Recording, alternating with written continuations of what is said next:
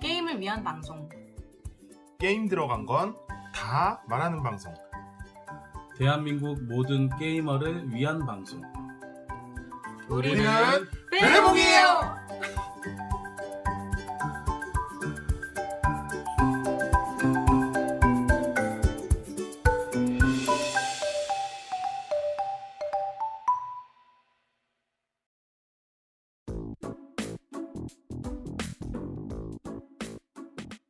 베레몽 뉴스입니다. 와. 오랜만에 한다.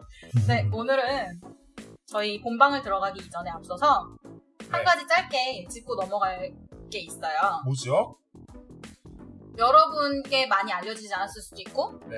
해외 소식에 관심이 많으신 분들은 이미 아실 수도 있는데 그렇죠. 네. 미국에도 보드게임 컨퍼런스라고 해야 될까요? 박람회라고 해야 될까요?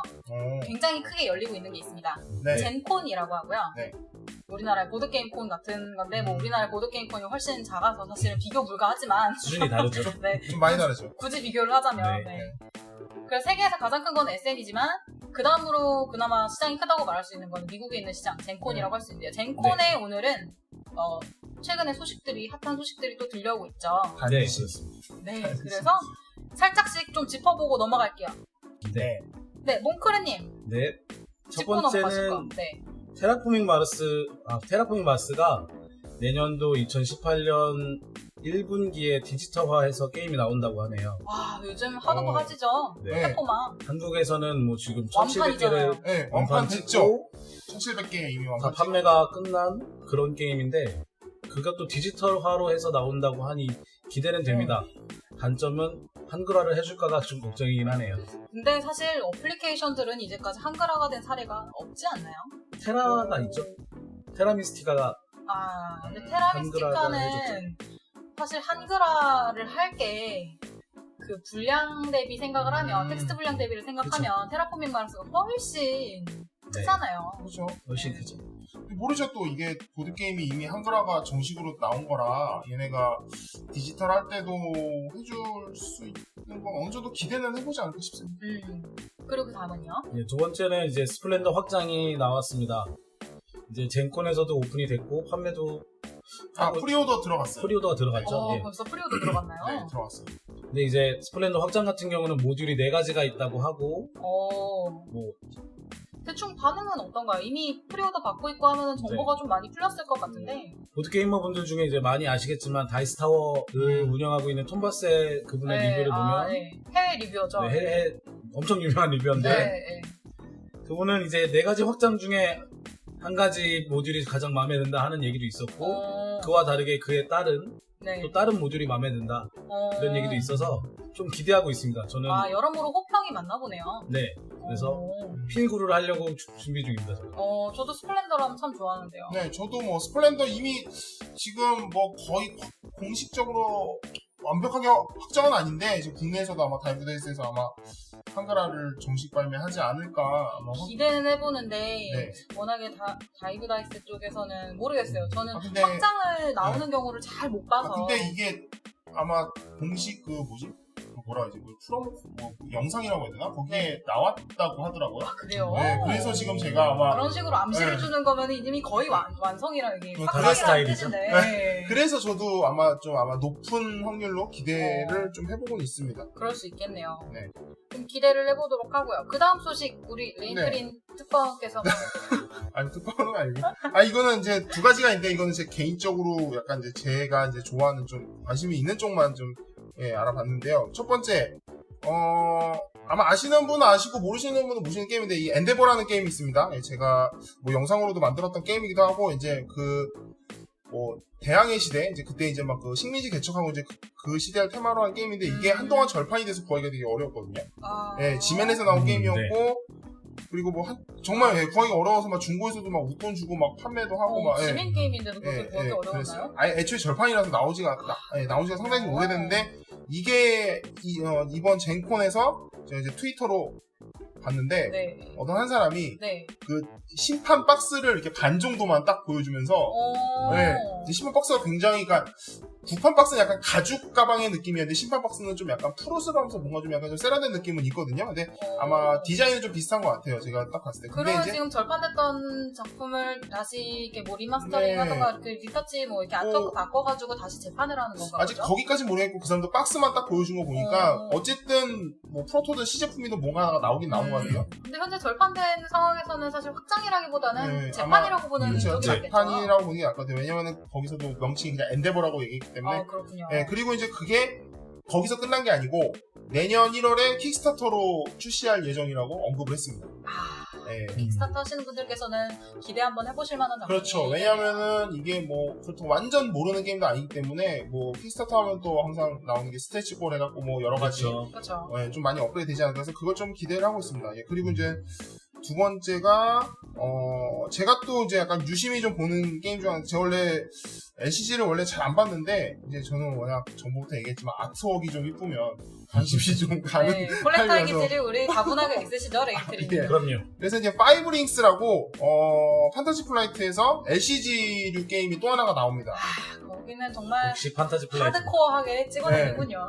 근데 이제 제가 이제 아까 얘기했듯이 일러스트가 상당히 제 고퀄리티입니다. 제가 볼 때는 거의 뭐 근데 일러는 제가 지금까지 본 일러스트 중에서는 거의 최상급이지 않을까 싶을 정도로 저도 네. 두 분이 보여주셔가지고 네. 막 두 분이 저희끼리 얘기하는데 엄청나게 저한테 영어를 하셨잖아요. 그렇죠. 막 이거 너무 같이 하자 이러면서 근데 네. 제가 고사를 했어요. 저는 안 하겠다. 근데 네. 저는 이제 그 일러스트만 봤는데 그걸 보고 딱 드는 생각이 와 얘네가 일러스트레이터들을 어느 정도 좀 갈아 넣었구나. 그래서 일러스트레이터들에게 그만큼 고퀄리티 일러스트를 뽑아냈기 때문에 게임 그렇죠. 가격이 그렇게 싸진 않겠구나 했는데 뭐 딱히 그렇지도 않은 것 같더라고요.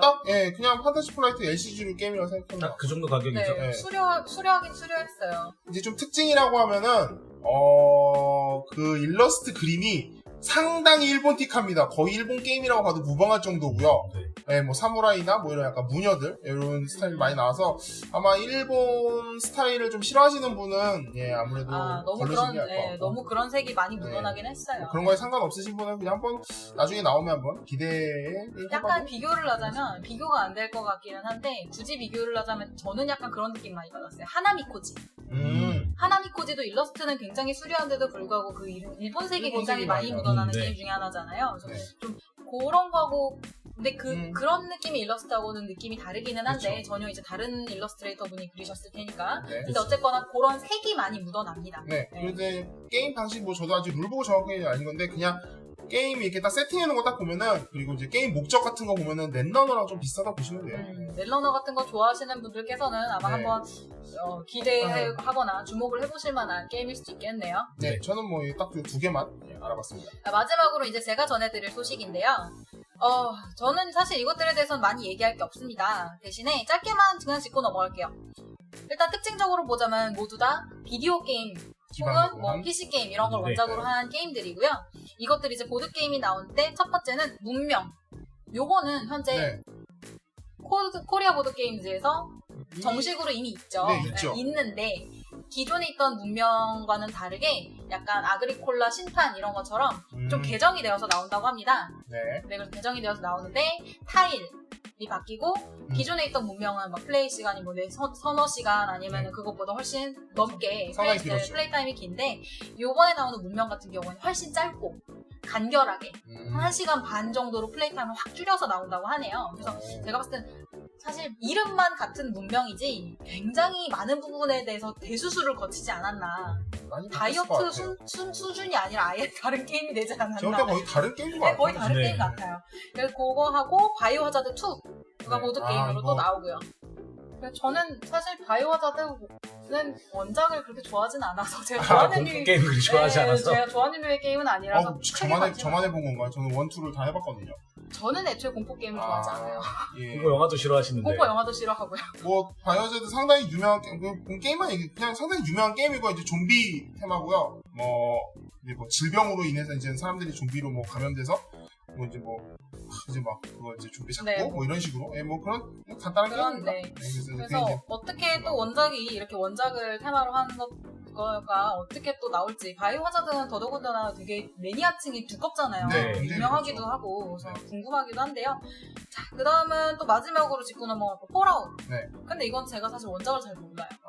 뭐 이것도 쉽게 말하면 핵전쟁 이후 이제 그 사람들이 이제 뭐 대피하고 뭐 그다음에 되게 그러니까 이거는 얘기하면 좀 긴데 네. 핵전쟁 이후에 그냥 이제 그런 어. 게임입니다. 그래서 이제 그런 게임입니다. 네. 굉장히 유명한 게임이고요. 이것도 그렇군요. 보드게임에 나온다고 해서 사람들이 굉장히 이제 기대를 기대하고 또 하고 있죠. 있겠네요. 하고 네, 그렇게 해서 저희가 짚을 만한 건 다 짚었고요. 오늘의 젠콘 소식 이걸로 빠르게 저희 정리하죠. 그리고 네. 이제 본방으로 이어지겠습니다.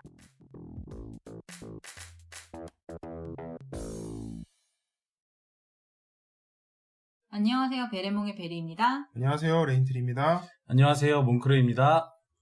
네. 음, 한 주? 혹은 두 주? 두 주?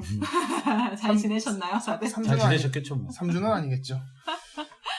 저희 너무 일 열심히 한다고 주변에서 자자해요. 네. 아, 그래요? 네.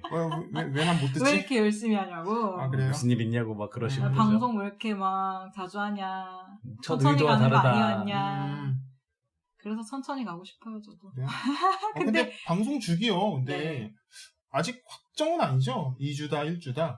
뭐 저희 취미 방송인데 뭐 저희 아. 하고 싶을 때 하는 거죠. 뭐. 그래요. 네. 세세 일정이 맞을 때. 맞아, 세세 일정이 맞을 때. 근데, 근데 이제 확실한 건 수요일에 올라온다는 거.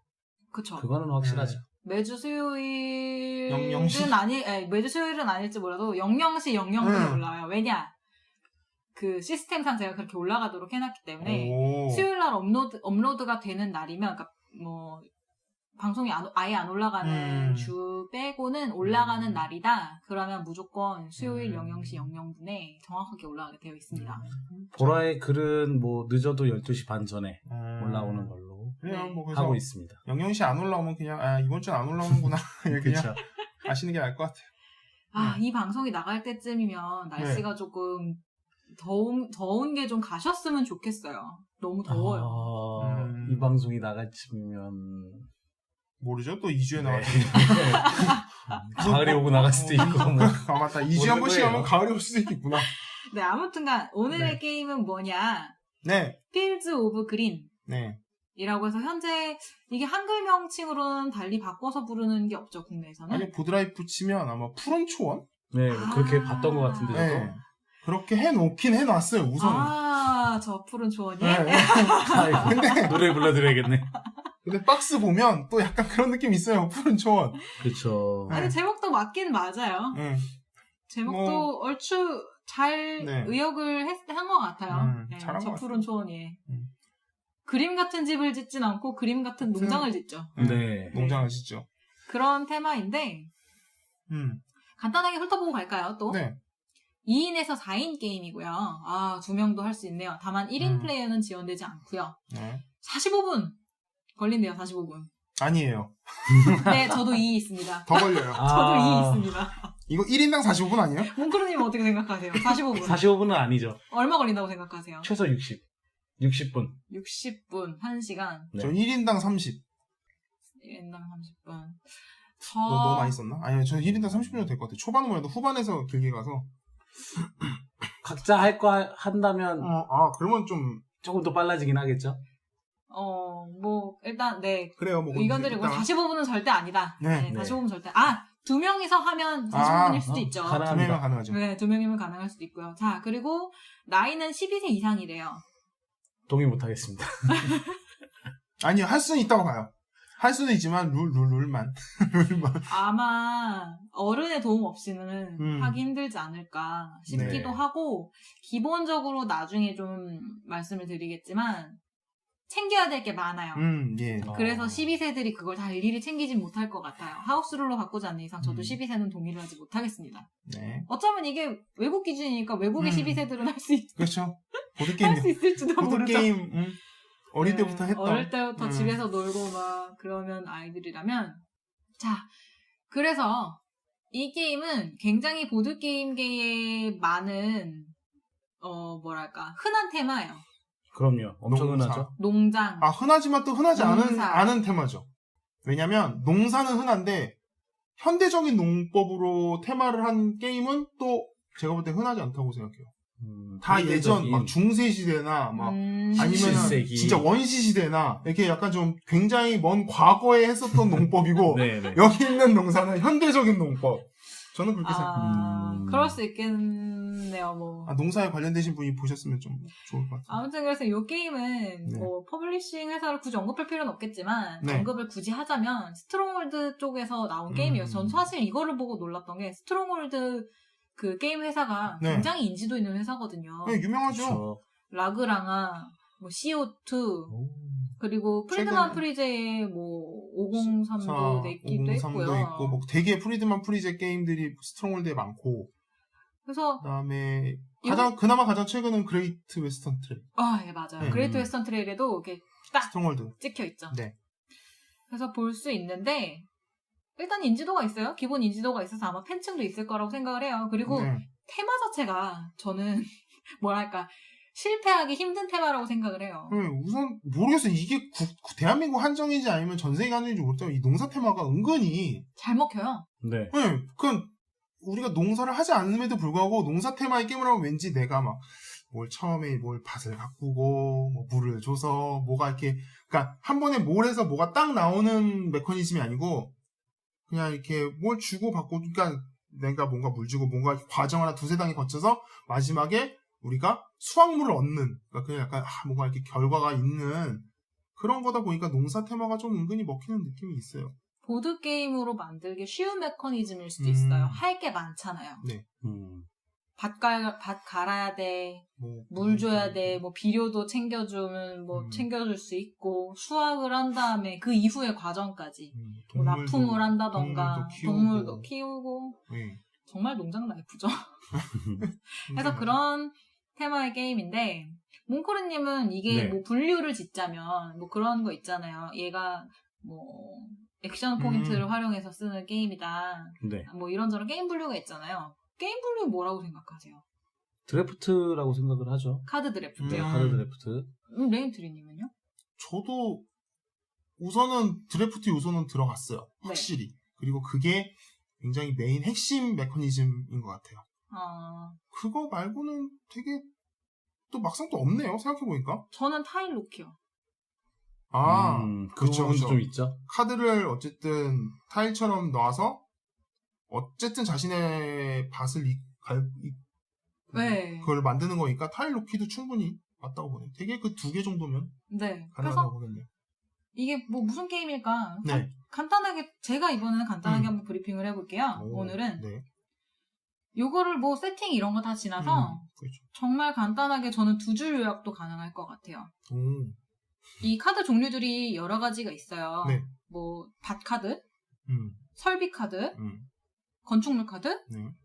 그리고 뭐 동물? 가금류라고 해야 되나? 그 라이브 스톡. 그래서 라이브 스톡은 가금류라기보다는 가금류가 그냥 아니죠. 뭐랄까 동물 가축류. 이렇게 4가지 카드가 있다고 보면은 거기서 자기 마음대로 종류를 섞어요. 근데 저는 궁금한 게 세팅별로 이게 카드 가져오는 숫자가 달라지나요? 인원별로? 아니요. 제가 볼 때 무조건 6장인가요? 네, 그 6장을 뭐 그 4종류의 카드들 중에서 마음대로 섞어서 자기가 원하는 대로 수량으로 가져올 수 있어요. 가져온 다음에 다른 사람들도 그만큼 가져왔겠죠. 6장. 그러면은 세븐 원더스나 아니면 또 무슨 카드 드래프트 시스템이 뭐가 있죠? 쓰시고 뭐 요런 것처럼 네. 자기 손에 있는 걸 보고 한 장을 뽑고 옆으로 넘깁니다. 모두가 그렇게 할까요? 한 장 뽑고 옆으로 넘기고. 네. 그러면은 그 한 장 뽑은 것을 가지고 자기 앞에 타일을 깔거나 아니면 다른 방식으로 활용을 하는 게임이에요. 궁극적으로는 그게 다인 것 같아요. 그게 다죠. 카드를 뽑아서 넘긴다. 그리고 그 뽑은 카드는 자기가 사용을 한다. 네. 그 라운드가 다 끝나면, 그 턴이 다 끝나면 또다시 옆에서 넘어온 카드를 가지고 뽑고 넘기고 뽑고 넘기고 그죠? 그 뽑은 카드들은 놓고 넘기고 놓고 넘기고 뭐 그런 게 다인 것 같아요. 네. 사실. 네, 그렇게 해서 4라운드 이제 4년을 진행하면 네. 게임이 끝나죠. 그래서 한 라운드에는 6턴이 있다고 볼 수 있고요. 자기 네. 턴이 6턴이 있다고 볼 수 있고 그게 4라운드. 네. 근데 이게 제가 봤을 때는 거의 일부러 라운드를 4라운드를 잡은 게 마치 그거 같지 않나요? 시기? 봄, 여름, 가을, 겨울 뭐 이런 거.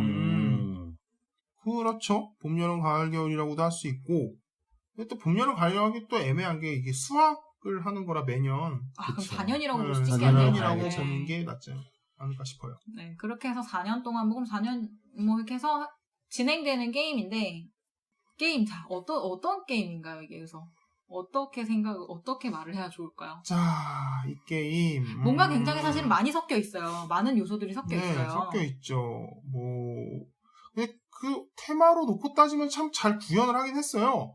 뭐, 닭도 있고, 뭐, 소도 있고, 또 뭐 있지? 유제품 뭐 따로 있고, 이렇게 카테고리가, 아까 베리님이 말씀해 주신 4종류 카테고리도 있고, 또 그 카테고리마다, 뭐, 가금류, 이렇게 뭐, 닭이나 뭐 이런 것도 또 따로 있고, 아니면 노동력을 주는 뭐, 소나, 이런 것들. 알도 있고. 네, 그런 식으로 이제 또 카테고리가 분화가 돼 있어서, 이제 그 분화된 카테고리를 몰아내면 이제 카드마다 이렇게 연관성이 다 있어요.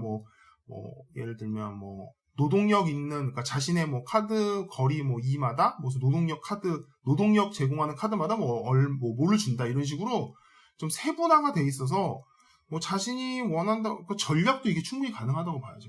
네. 그렇게 배치해서 나는 이렇게 그리고 뭐지 이거를 가금류 쪽으로 가야 되겠다. 그러면 그래서 저는 얘를 하다 보면서 느낀 거지만 네. 드래프트가 오히려 거들 뿐 요거를 그렇죠. 뽑아서 놓는 타일 놓기가 더 훨씬 중요했던 것 같아요. 위치 굉장히 중요하죠. 위치가 중요할 수밖에 없는 게 요게 뭐 카르카손 요런 애들처럼 한 번 놓으면 위치를 바꿀 수가 없어요. 네, 못 바꾸죠. 그런데 심지어 그 타일 사이 간의 거리도 따지잖아요. 네, 몇 거리마다 어쩌고저쩌고 무슨 거리마다 어쩌고저쩌고 한 장당 1씩 거리. 네, 그래서 그 카드마다 심지어 그 카드에 텍스트 요소들이 있기 때문에 그 텍스트 요소들이 발동을 하기 위해 제약 조건이 대부분 거리잖아요. 네, 맞아요. 그래서 카드를 놓는 거에 굉장히 머리를 많이 썼던 것 같은데 그걸로 인해서 레인트리님 말씀하신 대로 콤보를 쌓기도 하고 아니면 전략적으로 이것도 굳이 말하자면 테크도 가능은 할 것 같긴 해요. 궁극적으로는 그렇게 해서 승점을 얻어서 이기는 게임이에요. 네. 좀 특이한 방식 중 하나가 일반 이제 농사 관련 테마는 그냥 진짜 그냥 기본적으로 밭 만들고 곡식 만들고 이런 식으로 하잖아요. 근데 이게 좀 특이한 게 급수탑이랑 저장고. 좀 약간 특이한 시스템이 있었어요. 네. 급수탑이 뭐냐면 실제로 우리가 물을 줘야 돼요. 밭에 물을 줘야죠. 네. 물을 대야죠. 농사 테마 게임 중에는 물을 따로 컴포로 써서 주는 거는 제가 따로 그렇게 기억이 나는 게 없는 거 보니까 잘 쓰지 않는 방식 중인 것 같아요. 네, 보통은 그냥 밭을 그냥 놓으면 거기서 알아서, 자동 시스템으로 무슨 자동 관계 시스템이 되어있을지 모르겠으나 이 게임, 스프링클러가 설치가 되어 있을지 모르겠으나 이 게임 특이한 게 급수탑이 있고 또 급수탑 한 개마다 물 토큰 3개씩을 할 수가 있어요. 그러다 보니까 이 급수탑이 기본적인 거리가 2예요. 그래서 거리 2가 넘어가는 밭이나 이런 물을 줘야 되는 곳에서는 물을 대지 못해요. 그러면 물 못 주면 그냥 다음에 물 생기면 줘야 되나? 그게 아니고요. 또 페널티도 생겨요. 그래서 뭔가 물을 줘야 될 때 주지 못하면 카드를 뒤집어서 아예 그냥 못 쓰게 되고 거의 휴경지가 되어버렸죠. 그런 식으로 휴경지가 되는데 그거를 다시 되돌리기 전까지는 거기에 있는 능력도 사용하지도 못하고 작동을 못하죠. 네, 나중에 점수도 안 되고. 네. 그리고 또 이제 제가 저장고도 이제 뭐가 있냐면 우리 일반적으로 농사를 해서 뭔가 저장을 해서 수확을 하게 되면 개인 보드판에다 두거나 아니면 그냥 제 앞에 두잖아요, 되게. 네. 근데 이거 같은 경우에 또 따로 저장을 해야 돼요. 네. 그래서 저장고에 이제 4개까지 저장할 수 있는데 그게 넘어가게 되면 다 버려야 돼요. 그래서 저장고랑 급수탑도 이렇게 자신의 상황에 봐서 져야 될 때 짓고 이런 것도 좀 중요해서 이게 좀 특이했던 것 같아요. 몽크루님은요? 좀 이 게임에 대해서 눈여겨볼 만한 점이 있다. 아니면은 다른 게임들에 비해서 차별성이 뭔가가 있다. 이 게임에서 눈여겨봐야 될 거는 카드들의 능력 아니면 카드 써있는 그 것들을 눈여겨보시면서 플레이를 하셔야 돼요. 생각보다 그게 신경 쓰고 보지 않으면 잘 안 보여서 되게 놓치고 가기 쉬운 부분도 너무 많고요. 맞아요. 저도 몽크리님 말씀에 동의를 해요. 왜냐하면 카드마다 능력치가 있잖아요. 네. 일일이. 그래서 예를 들어 처음 플레이를 한다. 그러면 일일이 카드에 있는 텍스트를 다 읽어봐야 돼요. 읽어보셔야죠. 맞아요. 그래야지만 나한테 어떤 이득이 있는지 어떤 혜택이 있는지도 확인하실 수 있어요. 맞아요. 그런데 그 말인즉 나중에는 그 카드의 능력치를 잘 활용을 못하면 결국에는 그 카드를 무용지물이 되는 거죠. 내 농장, 그러니까 내 지역에 깔았다고 한들 이득을 못 보는 거죠. 그러니까 뭐 잘만 하면은 뭐 곡식 한 3개를 얻을 수 있는 거를 그냥 매 턴마다 1개씩밖에 정도? 네. 효율이 많이 떨어지게 되는 카드들이 좀 있죠. 그렇죠. 그래서 카드 한 장을 얼마만큼 극대화를 시켜서 잘 활용을 할 수 있는가가 이 게임의 관건인 것 같아요. 그렇죠. 자, 그래서 이 게임에 대해서 저희가 뭐 조금 이러쿵저러쿵 얘기를 해봤는데요. 네. 저희 장단점 한번 꼽아볼까요? 네. 장단점. 네. 그렇죠. 우선 장점, 제가 먼저 얘기를 해볼게요. 네네. 장점은 뭐 언제나 그렇듯 디자인을 항상 보는데 그림은 이뻐요. 눈이 편안하죠. 네, 그림이 우선 녹색, 그리고 잘 보면은 이거 되게 이제 디테일 하나 잡았는데 도축장 건물이 있거든요. 네. 도축장 건물 그림을 자세히 보면 네. 한 사람이 돼지를 낑낑하면서 끌고 가요. 도축장 안으로 끌고 가는 그게 있는데 더 웃긴 건 돼지가 죽어서 끌려다니는 게 아니고 안 가려고 버텨요. 그런 그림이 있어요. 저 그런 디테일까지는 좀 너무 그러니까, 동심 파괴 아닌가요? 근데 그 그림을 잘 보면 있거든요. 제가 그래서 저도 그걸 최근에 알았는데 그래서 야 이거 은근히 디테일이 있다. 그리고 보면요 그림을 잘 보면 진짜 이게 뭐지? 그림 정말 그린 듯한 유화로 그린 듯한 느낌의 그림이에요. 그래서 그림 좀 괜찮았고요. 그 다음에 게임 내적인 거 칭찬해 주세요. 내적인 거요? 저는 항상 디자인을 왜 자꾸 외견에만 신경을 쓰세요? 지난 화부터 막 사그라다도 그렇고 요코하마 디럭스도 그렇고 너무 우리 레인트리님은 외관만 보세요. 외관만. 박스 그래야 꽂아놨을 때 이쁘니까. 그래서 꽂아놨을 때 이뻐야 되거든요. 게임 본질을 봐주세요. 아닙니다. 게임 한 50%는 외적입니다. 그리고 또 카테고리가 좀 다양하다 보니까 생각보다 되게 다양하게 뭔가 양상이 나와요. 제가 볼 땐 거의 같은 거는 안 나온다고 보면 될 거예요. 카드 드래프트가 카드 종류도 많고 드래프트를 하다 보니까 오히려 이거는 장점이자 단점일 수 있는데 저는 장점 쪽으로 오히려 좀 더 볼 수 있는 게 여러 가지를 할 수 있어서 복잡하지만 또 단순한 걸 싫어하는 사람에게는 오히려 다양한 그런 양상이 벌어지기 때문에 그런 것도 장점으로 볼 수 있다고. 몽크루님은요? 제가 생각하는 장점은 이제 카드들을 배치하는 거에 따라서 그때그때 달라지는 리플레이성. 네. 그리고 그런 것들을 통해서 점수를 얻어나가는 방법을 자신이 구축할 수 있는 거. 그런 것들은 상당히 장점이라고 생각을 해요. 저는 일단 쉬운 접근성이요. 그러니까 굉장히 테마적으로도 그렇고 시스템도 그렇게까지 막 색다른 거를 차용하진 않았다고 생각을 해요. 색다른 시스템을 완전히 색다른 시스템을 구축을 해서 게임을 해가지고 왜냐면 제가 이거를 그 참조표 있잖아요. 룰북도 아니고 참조표를 딱 봤는데 그 참조표만 보고서도 이 게임이 대충 어떤 식으로 흘러가는 게임이구나라는 거를 바로 캐치할 수가 있었거든요. 그래서 보드게임을 좀 여러 번 많이 접해보신 분들이라면 이 게임을 처음 접하는 데 있어서 그렇게까지 낯설거나 아니면 완전히 새로워서 이거 무슨 방식의 시스템이지? 라고 이렇게 생각을 하실 만한 게임은 아니라서 그런 의미에서는 사실 뭐랄까 익숙하고 친숙하니까 장벽은 더 낮은 것 같아요. 그렇죠. 이번에 같이 게임하면서도 느낀 게 제가 룰 설명을 하고 따로 그러니까 그 카드에 대한 카드 텍스트에 관해서 물어보는 건 좀 있어도 그런 전체적인 룰이나 그런 거 아니면 순서 그다음에 뭐 액션 뭐 6가지 중에 뭐 이거는 뭐예요 이런 거를 거의 안 물어봤어요. 그 참조표에 그냥 딱 보면은 네. 깔끔하게 정말 다 맞아요. 설명이 되어 있어서 말씀하시니까 생각이 났는데 잔룰이 거의 없어요.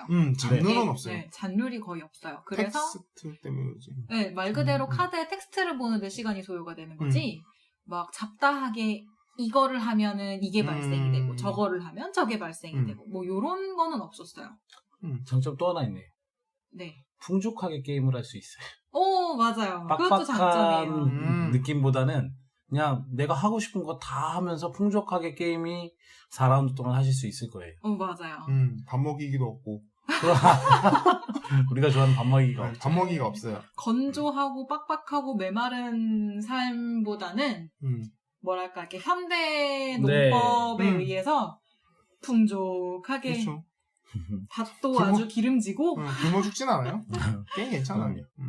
그래서 아마 저는 그것도 장점이라고 생각하는 게 이런 농경 테마가 조금 처음이시다. 그래서 뭐 이렇게 내가 이것저것 꾸미는 걸 좋아한다. 뭐 내가 내 밭도 일구고 내 가축도 키우고 그런 테마를 좋아한다 하면은 저는 충분히 추천드릴 수 있을 만한 게임 같아요. 괜찮은 것 같아요. 카드. 자, 그러면 저희 또 장점 이렇게 칭찬 많이 했으니까 이제 또 그 열심히 칭찬해놓고 조금씩 단점을 하나 얘기해볼까요? 단점이요? 네. 우선 자리를 생각보다 좀 차지해요.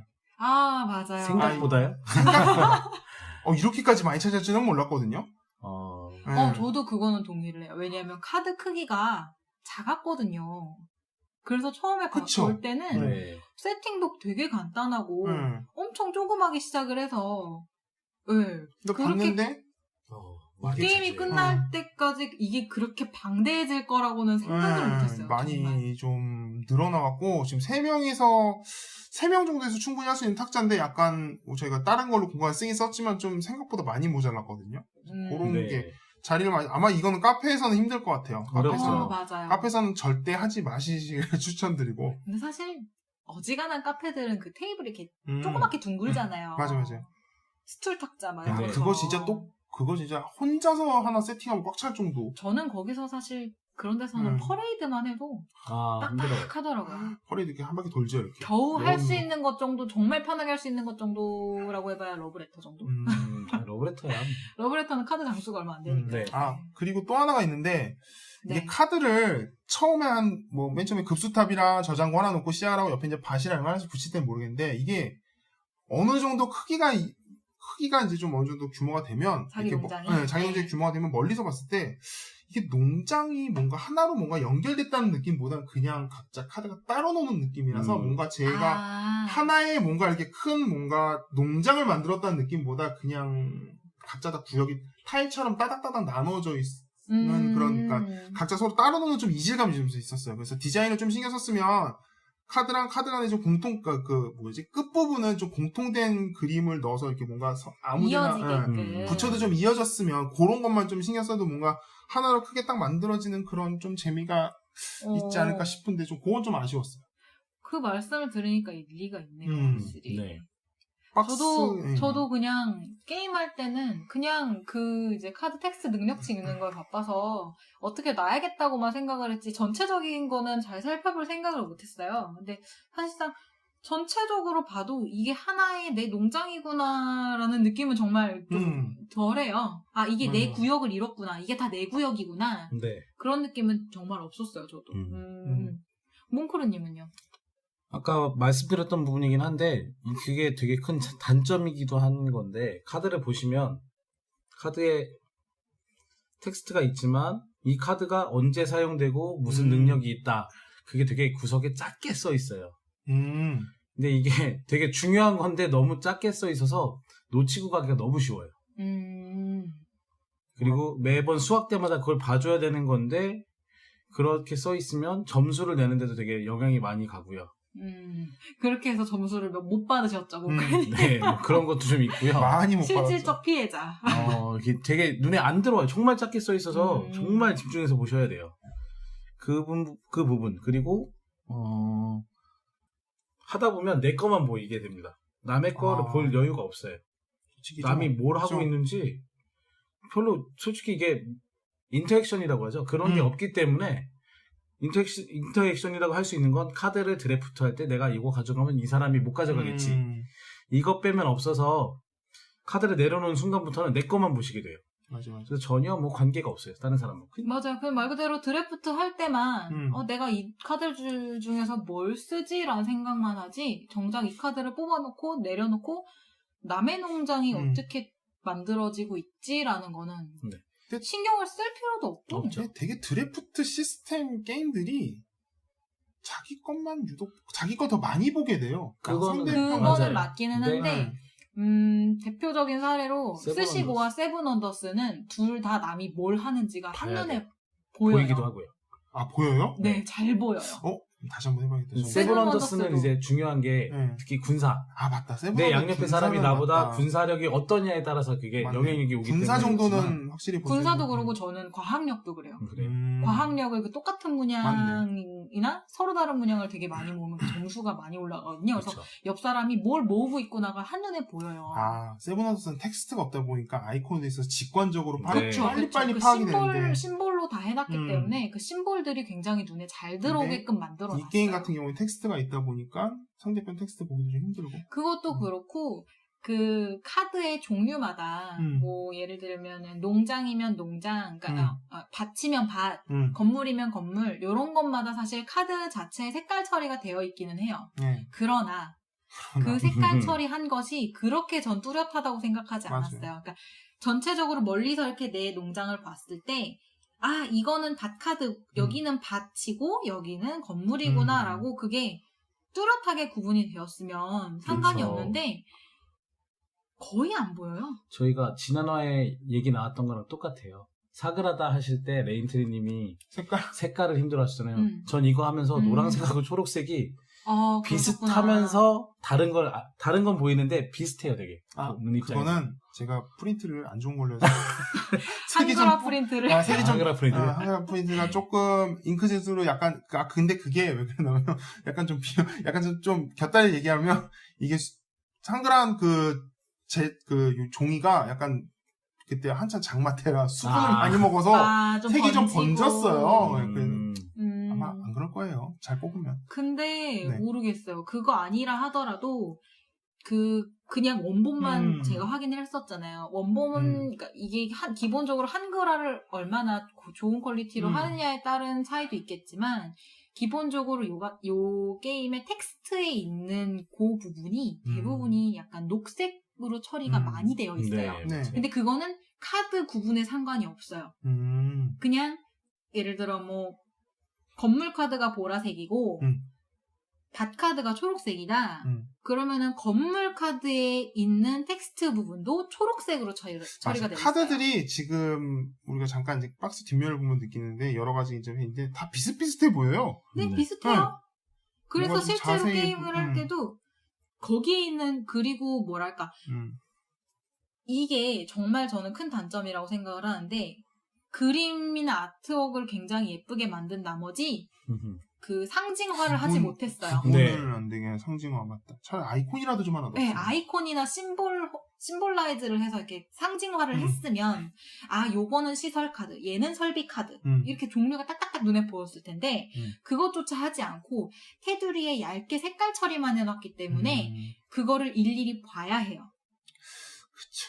근데 이런 단점들이 생각을 해보면 처음 할 때 느끼는 게 되게 많아요. 그러니까 막상 또 이게 계속 하다 보면 두 번째 하면 또 이런 지금 단점들이 한두 개 정도는 아마 없어질 수 있어요. 개인에 따라서 이제는 어떤 게 없어질지 모르겠지만 아마 한두 개 정도는 좀 사라지긴 할 거거든요. 근데 그쵸. 어쨌든 첫인상도 보드게임이 중요하기 때문에 이런 얘기를 안 할 수는 없을 것 같아요. 확실히 짚고 넘어가야 될 건 짚고 넘어가야 될 것 같아서 하나 더 얘기를 하자면 제가 먼저 얘기해드릴까요? 그러면 하세요. 저 단점 진짜 얘기하고 싶은 거 하나 있었어요. 정말 이거는 뭐랄까 제가 이거는 정말 내가 이 게임을 왜 그런 분들 있잖아요.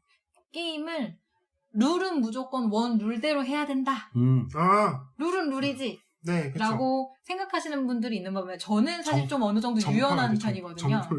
정도를 지키는 분들이 계시는데 저는 정도를 지키는 편이 아니고 저는 좀 이단아예요. 전 좀 이 바닥에 바나나 같은 스타일이라 바꾸고 싶은 점이 있어요, 이 게임에.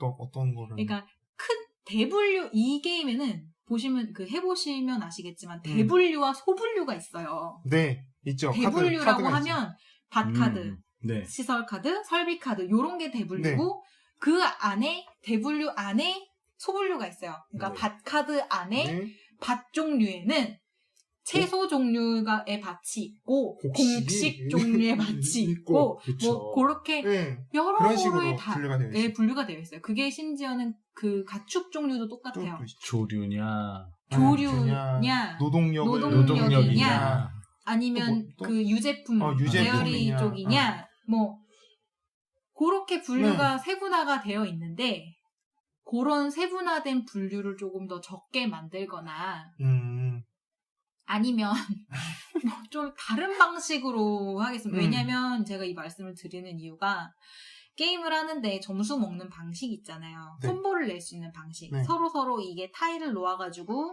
뭐 어땠을 시에는 점수가 난다. 요런 전제가 있는데 그 전제가 대분류가 아니라 소분류예요. 그렇죠. 네. 예를 들어 은근히 있죠. 네, 내가 가축 중에서도 가축 종류 중 조류를 모았다면 뭐 점수 몇 점. 몇 점. 근데 사실상 게임을 내내 하면서 조류만 와다다다다다 모을 확률이 거의 없어요. 그렇죠. 그리고 그쵸. 심지어 그 안에서 조류만 모았다 한들 내가 그 카드 드래프트에서 조류로 점수를 먹는 카드를 뽑을 나와야지. 가능성이 희박해요. 조금 없죠. 그래서 저는 이게 그런 세분하다 보니까 점수가 콤보로 빵빵빵 터진다 이런 느낌보다는 얘를 좀 점수 먹다가 찔끔 말고 또 쟤를 점수 먹다 찔끔 말고 네, 이런 맞아요. 느낌이었어요. 근데 이게 약간 좀 더 하자면 저 또한 좀 약간 찬성해요. 세분화가 너무 되다 보니까 아니면 차라리 점수 먹는 방식을 대분류로 나눠서 차라리 점수를 줬으면 괜찮을 뻔한데 저는 조금 추가하자면 이런 거 있어요. 이제 카드를 내려놓으면 내려놓는 즉시 얻는 효과들이 있거든요. 이제 한 번 받고 끝나는 건데 그쵸? 그거는 차라리 그냥 밭 쪽에 투입을 하는 게 아니고 밭 외쪽으로 차라리 좀 빼면 어떨까? 왜냐면 이거를 왜 그러냐면요. 나중에 수확할 때 좀 헷갈려요. 네. 맞아요. 그러니까 그냥 아예 그냥 제 앞에 농장처럼 짓는 거는 다 수확으로 적용되는 거라 다 카드를 일일이 체크하면 되는데 막 체크하다 보면 이건 즉시였네? 막 이렇게 이건 맞아요. 아니야. 막 이런 게 섞이다 보니까 그러니까 약간 수확할 하물며 때 좀 헷갈리는 즉시 느낌이 있어요. 카드들끼리만 몰아서 놓을 수도 없고 그 룰 그쵸. 특성상 그렇잖아요. 네, 수학하는 애들은 수학하는 애들끼리만 모아놓을 수도 없고 결국에는 타일을 깔다 보면 이제 무작위로 뭐 네. 수학 카드 옆에 즉시 카드, 즉시 카드 아래에 또 수학 카드 막 이렇게 놓게 되는데 그쵸. 중구난방으로 놓게 되는데 그게 아까 그 말한 거랑 저는 비슷하다고 봐요. 가시성이 떨어져요. 가시성이 좀 떨어지죠. 네. 딱 봤을 때 처음 봤을 때 인지할 수 있는 그 인지성이 좋지 않아요. 그게 한눈에 보였으면 솔직히 게임을 여러 번 하면 할수록 그게 더 좋아져야 되는 게 맞거든요. 근데 저는 이 게임을 여러 번 한다고 이게 더 좋아질 것 같지는 않아요. 그거는 그래요? 기본적인 네. 디자인의 실패인 것 같아요. 그런 면에서 전 아니라고 믿고 싶지만 전 아니라고 믿고 싶지만 자, 그래서 네. 오늘 또 한 줄 평 저희 해봐야죠. 이 게임의 한 줄 평. 내가 더 이 게임에 대해서 뭔가 얘기를 하고 싶다. 네. 왜 다들 그렇게 또 웃으세요? 고개를 푹 숙이고. 한 줄평이요. 오늘 이 게임만큼 힘드셨나요? 네, 솔직히 좀 힘들었어요. 많이 힘들었어요. 힘들어요, 이 게임. 이게 좀 메커니즘상으로도 좀 힘들고 약간 그래서 이게 룰북 이제 웬만하면 제가 룰북을 보고 이 게임은 이렇게 갈 것이다라는 게 생각보다 저는 되게 잘 맞거든요. 룰북 있고 재밌겠다 하면 어느 정도 재미가 나와요. 저는 다른 분은 좀 아니신 분도 있겠지만 저는 생각보다 되게 잘 맞는 편이거든요. 룰북을 딱 읽었을 때 이 게임이 재미가 나한테 재미가 있겠구나 없겠구나. 그게 딱 저는 생각보다 되게 잘 맞아요. 그래서 전 룰북을 그래서 미리 읽고 게임을 이제 최근에 좀 사기로 하는데 이제 요즘에 네네. 그걸 알고. 근데 제 그 필드 오브 그린은 어떠셨나요? 필드 오브 그린으로 인해서 제 성공률이 좀 떨어졌어요. 필드 오브 그린 룰북을 읽었을 때는 재밌었어. 이거 괜찮네. 룰도 간단하고 네. 뭐 놓고 그냥 이렇게 하고 되는데 지금은 약간 왜 그 목소리 이렇게 점점 작아지는 거 자신있게 얘기하세요. 자신있게. 그러니까 생각보다 너무 복잡해 게임이. 한 줄평도 해주세요. 한 줄평. 예, 맞다. 한 줄평도 할게요. 농부들에게 쉽지 않은 건 17세기만이 아닌 20세기도 힘들었다. 표정은 게임- 지금 레인트리님이 힘들었다는데요. 그러니까 게이머도 힘들고 농부들도 힘들고. 농부들도 힘들었다. 저는 그렇습니다. 몽크르님 먼저 저부터 할까요? 네, 먼저 하세요. 저는 이 게임 되게 조잡해요. 조작. 네, 조잡해요. 그러니까 진짜 저는 이 게임이 많이 안타까운 게임이에요. 안타깝다. 안타까운 이유는 조잡해서. 네, 아니 왜냐면 예. 재밌는 요소들을 많이 섞어놨어요. 그걸 하다 보면은 아 그래 재미있을 수밖에 없는 요소를 섞어놨구나. 네. 하지만 저는 그 욕심이 과했다고 봐요. 아. 그게 넘쳤어. 과해. 그 볼륨을 좀 뺐으면 조금 더 간략화를 시켰으면 좋았을 거를. 그 아까 말한 그 세분화, 그 네, 그런 카테고리의 거를 세분화. 너무 많이 욕심을 낸 것 같아요. 그러니까 콤보가 터질 수 있는 방향을 조금 더 큰 줄기를 큼직큼직하게 잡아서 했다거나 했으면 조금 더 재미가 나았을 수도 있어요. 콤보 네. 터트리는 재미라던가. 근데 이게 콤보가 터질락말락 하는데 안 터져요. 네. 그리고 맞아. 뭐 맞아. 이렇게 하여튼간 타일을 놔서 내가 이걸 놓고 이거를 하려고 그랬는데 그 방향이 또 안 이루어져요. 네. 그러다 보니까 이게 뭐 이도저도 아닌 느낌이 되어버렸어요. 그래서 굉장히 아쉬운 게임이에요. 그러니까 진짜 사소한 차이 하나로 저는 이 게임이 정말 재밌어질 수 있다고 생각을 해요. 재밌어질 수 있는 요소가 있어요, 분명히. 그런데 그 욕심을 어쩌면 디자이너분께서 버리시지 못한 것 같아요. 이렇게 이런 요소들은 다 재밌으니까 이렇게 넣으면 남들도 재밌어 하겠지? 아니에요. 이용만 앞섰구나. 아니에요. 예. 저는 그 부분이 참 아쉬워요. 그래서 차라리 뭐랄까 전 아까 그 룰북게 바나나라고 네. 이대로 안 하고 좀 바꿔서 하면 더 나을 수도 있겠다는 생각을 많이 했어요. 하지만 그건 또 연구가 필요한 법이니까 그렇죠. 네, 나중으로 미룰게요. 네. 아무튼 제 한 줄 평은 그래요. 제 한 줄 평은 저는 세븐 원더스 만세 이렇게 말하고 싶어요. 아니 필드 오브 그린 얘기하는데 아. 뜬금없이 세븐 푸른초원 얘기하는데 아니에요. 무슨 세븐원더스예요. 저는 세븐 원더스 할래요. 원더스의 재평가? 세븐 원더스가 정말 깔끔하게 잘 만든 게임이구나. 난 걸 오늘 또 한 번 네네. 알아요. 제가 원래 세븐 원더스도 전 듀얼은 되게 안 좋아했어요. 확장 끼고는 안 해봤지만 네. 네. 본판 해보고 다인플로 해보고 괜찮은데 했는데 필드 오브 그린 해보고 확실히 괜찮은 게임이구나. 괜히 회자되는 게임이 아니구나. 다시 한번 느꼈습니다. 세븐원더스 별로에다가 갑자기 얘를 하고 나니까 확 급부상하신 것 같은데요. 저도 솔직히 세븐 원더스 본판만 있어서 좀 약간 밋밋함이 없잖아 있었거든요. 근데 이걸 해보고 나서 세븐 원더스 한번 더 해봐야 될 것 같아요. 되게 괜찮아요. 세븐 원더스 훨씬 나아요. 아니 왜? 근데 예상치도 못한 뜬금없이 딴 게임 우리 세븐 원더스도 한번 해야 되는 거 아니에요? 네, 아무튼 그럼 오늘 네. 방송은 이것으로 마칠게요. 무슨 말이야? 네, 여러분 네. 안녕히 계세요. 네, 안녕히 계세요. 안녕히 계세요.